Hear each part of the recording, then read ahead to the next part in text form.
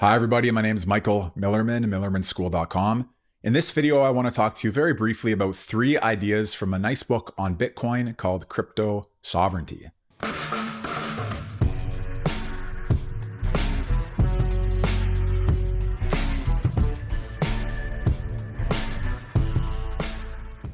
So Cryptosovereignty is a book on the political philosophy of Bitcoin, and it's a bit of a strange book, I think, if you're an outsider, because there are books like the Bitcoin Standard that walk you through the history of money, what it is, what it was, what's been used for money, and what's distinct about Bitcoin as a monetary technology. This book is a little bit different because, to my surprise, it draws on philosophers like Heidegger and deep reflections on the nature of truth and existence to say something about the hidden meaning of Bitcoin. So that may sound kind of odd. And I'm going to, in this video, tell you very quickly 3 of the ideas from the book that will sort of help you to make some sense of that. So the first is the following. There's an idea in the political philosophy of Thomas Hobbes, who wrote Leviathan, that authority makes the law. Authority makes the law. And in particular, that authority, not truth, makes the law. So it doesn't really matter, for example, whether Christianity is true or Judaism is true or Zoroastrianism is true or something else is true. What matters is who is the sovereign in this realm, because the sovereign's law and the sovereign's authority, that's what's going to carry the day. The authority of the sovereign will make the law. Does that make sense?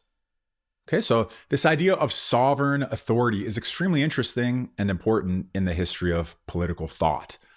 Who is the sovereign? How is sovereignty arranged and organized? And you know, it's a topic that's very relevant today, outside of even the Bitcoin topic in a way, because countries talk about being sovereign. They don't want to be ruled by foreign powers. They want to preserve their sovereignty. Okay, their sovereign authority. So again, a lot of things we could say about Hobbes, just going to narrow it down into this phrase of his that authority, not truth, makes the law.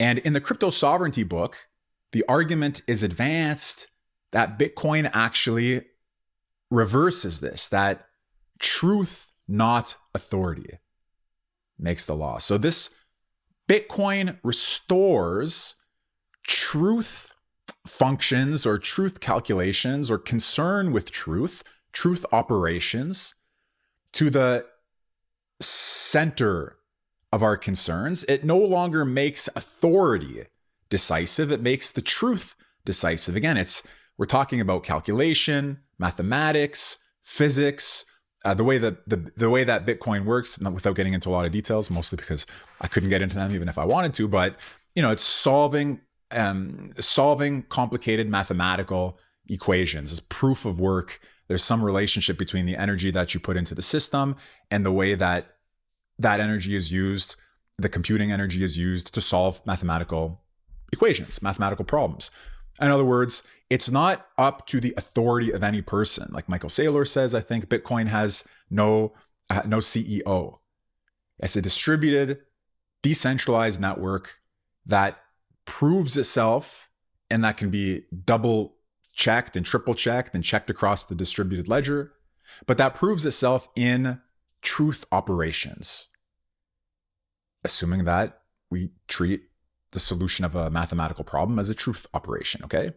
So the idea is that Bitcoin technology and the Bitcoin mechanism, it replaces the perhaps arbitrary sovereign authority with the non-arbitrary truth authority, so to speak, okay? It's truth. So in Hobbes' system, authority stands above the truth in Hobbes' own formulation. And Bitcoin puts truth above authority in the Bitcoin understanding of things. And it does that because it's no longer subject to the whims of any one person. It is based on mathematical operations, physical laws, and not arbitrary will or command. So that's just, that's different, because what Hobbes said about authority and sovereignty is an important idea in the history of modern political thought in particular. And it may be that the more Bitcoin gets instantiated, instituted, distributed, used, popularized, and all the rest of it, the more it undermines from within this modern tradition of sovereign authority standing above truth. Okay, so that's just one of the interesting ideas from this book. Now, another one of the interesting ideas from this book is that there's a ambiguity in the nature of cryptography and of cryptocurrency and of encryption. And in particular, let's just put this whole ambiguity, like the author does, into a single word, crypto. So what's the ambiguity, or what's the argument? What's the interesting insight from the book on this topic? It's something I think is quite compelling and thought-provoking. So on one hand, you have, let's say, Bitcoin. And on the other hand, you have all the other cryptocurrencies, crypto technologies, and everything that's called crypto. So I think, today's Monday, February 17th. I saw that, I think today, yesterday, maybe the day before, Milei in Argentina, he's getting criticized because of a meme coin, not a meme coin, a crypto rug pull. So he launched some cryptocurrency.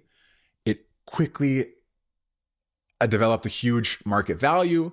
And then the people on the inside who held this cryptocurrency, they rapidly sold, cashing out at the top, tanking the value of the coin, and leaving a large group of supporters holding a worthless digital entity or, digital asset. Same thing that the Haktua girl, if you know who she is, was accused of doing with her Haktua coin. Same sort of thing, went up. And then I guess what's called a rug pull. Insiders sell when it's at the top. They tank the value of the currency. People are left holding something worthless while the insiders cashed in. So I guess, if you're one of the people who cashes in as an insider or early enough, you're probably very excited. I put $10 into some meme coin and I came out the other side with $10,000. That's probably pretty nice. On the other hand, if you're somebody who, put in $50,000 and you walk out with 500, probably is less nice. Of course, Trump had his own coin that I think had a similar sort of trajectory, up and then down in a short period of time.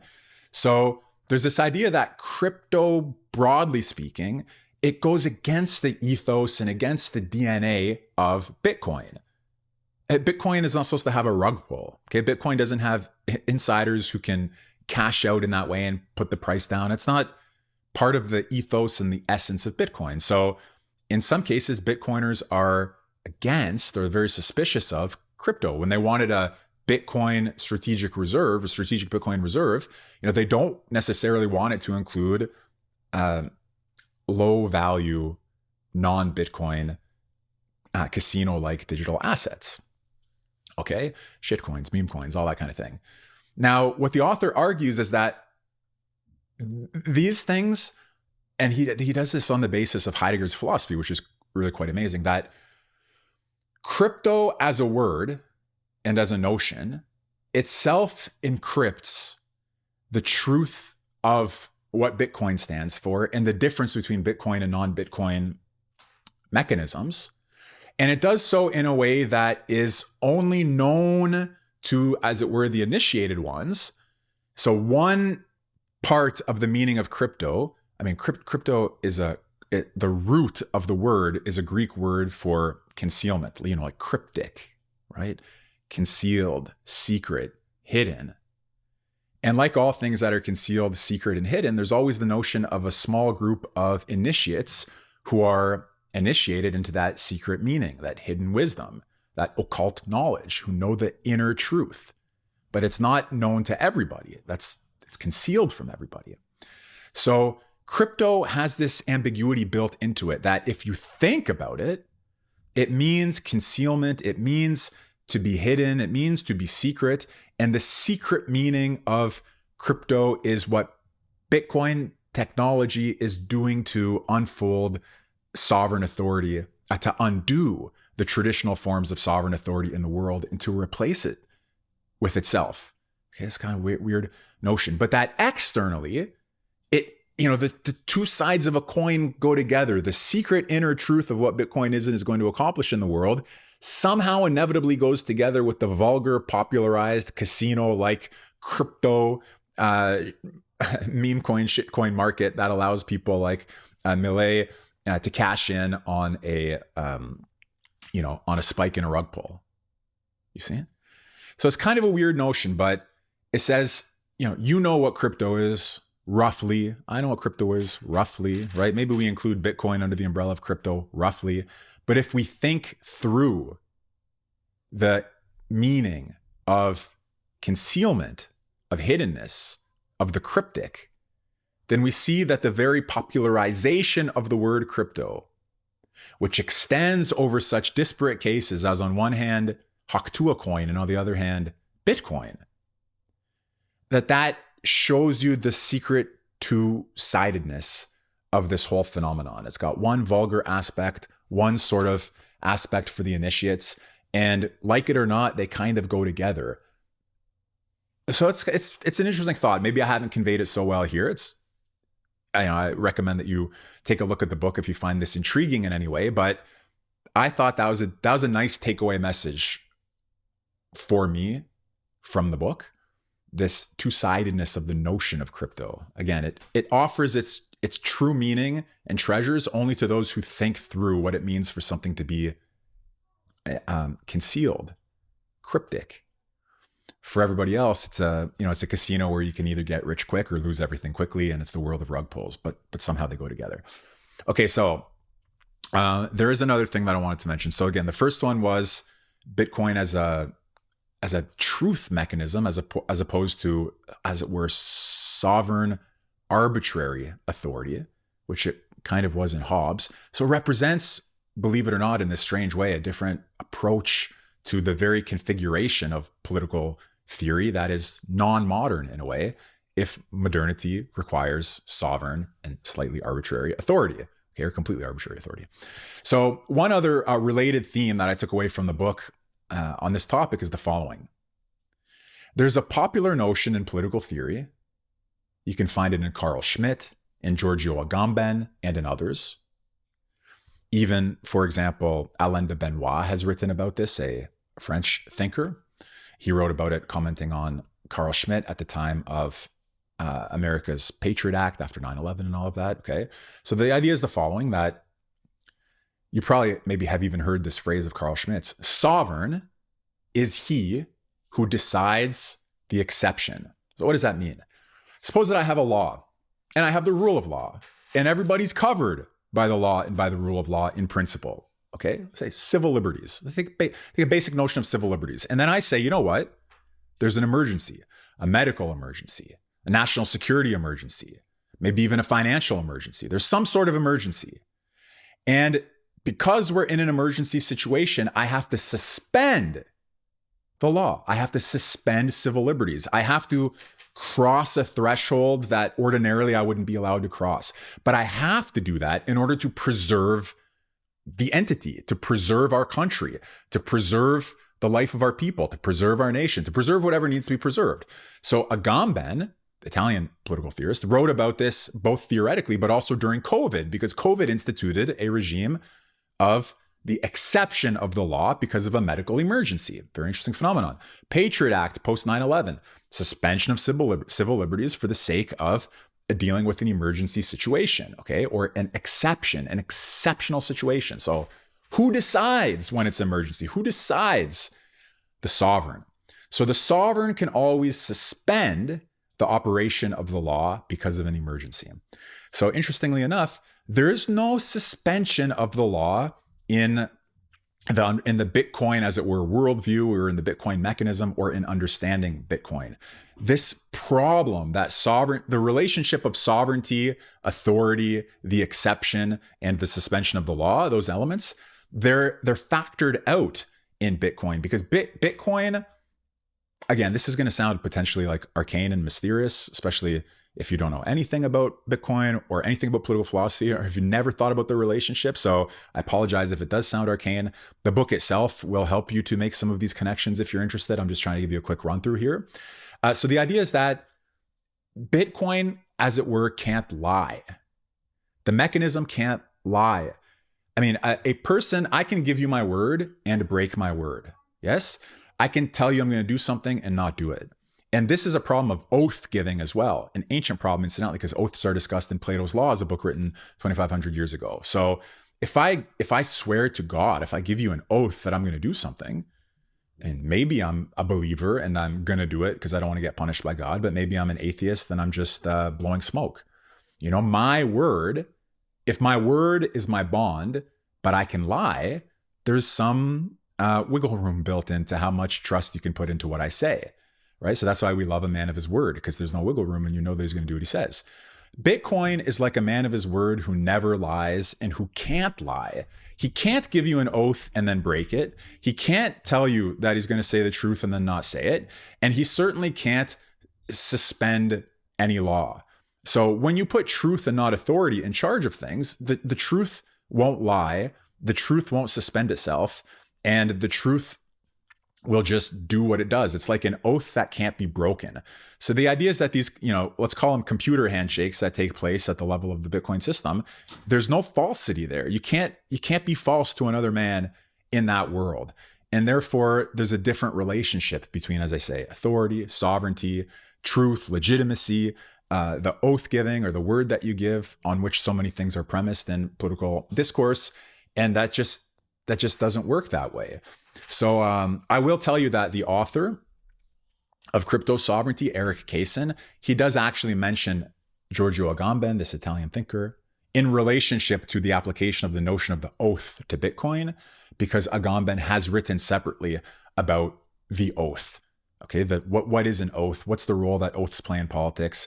And he creatively takes the notion of the oath and applies it to Bitcoin, just like he creatively takes Heidegger's thoughts on concealment and applies them to the notion of crypto, encryption, the cryptic. Okay, so it's a book that takes ideas from one domain and puts them into the domain of these new digital economic technologies in a way that's quite interesting and quite compelling too, I think, if you're into that sort of thing. So those are a few things that I wanted to tell you about Erik Cason's book, Cryptosovereignty. Again, it's an interesting inversion of Hobbes's notion that sovereign authority stands above truth. We're replacing that. Truth is now going to become the sovereign. It's going to stand above arbitrary authority. Okay, the idea that crypto as a word that we all know from ordinary language actually has this, itself encrypts a hidden meaning that allows us to distinguish and disambiguate between Bitcoin on one hand and everything else on the other. Again, kind of interesting, kind of strange. And this idea, that the Bitcoin network, it can't lie. It's a truth system. And to that extent, it can never go back on its word and it never needs to suspend itself. It's a system with no exception. Okay, so in Schmitt's view, which also there's a link between Carl Schmitt and Hobbes on this issue, but sovereign is he who decides on the exception. But the Bitcoin system, it has no exceptions. So it institutes a different model of sovereignty. And therefore, you can understand perhaps why he chose the title Cryptosovereignty as the title of his book. So I hope you enjoyed this. Again, it's not meant to be an exhaustive account of the book. I haven't walked this through every puzzling detail. And there's some background knowledge both about Bitcoin and about political philosophy that would be helpful that I'm not providing in this video. But nevertheless, I hope you found this to be valuable. Like, share, subscribe, comment. There are a bunch of links in the description. It's a really helpful way to make the channel grow and to encourage me to continue making videos like this where I can share with you what I've been reading and what I think you might enjoy. So thanks for your time. Take care. Be well. Goodbye.